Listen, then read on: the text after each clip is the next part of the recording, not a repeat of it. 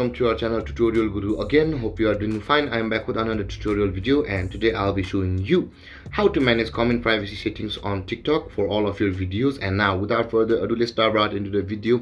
But before that, don't forget to like, subscribe and hit that bell icon for more videos. Now, to manage comment privacy settings for all your videos, to do that, let's open first our TikTok app. Let's go to our profile, which is in the bottom right corner of our phone. Let's tap there, and you can see the three-line icon on the top right corner of your phone. Just tap there, and let's go to our settings and privacy option. Tap on the settings and privacy option. Let's go. And after that, you can see the privacy option under the category account, which is the second one. Let's tap there and let's go in, and you can see the safety category on which is the second one, and tap on the comments option. Let's go. And after that, you can see you can comment on your videos and story on the top of the menu.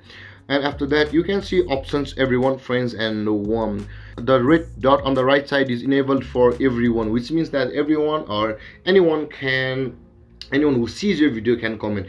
If you select the red button to the friends one, you can see that to choose, you just need to tap on the friends option on the right side of the screen.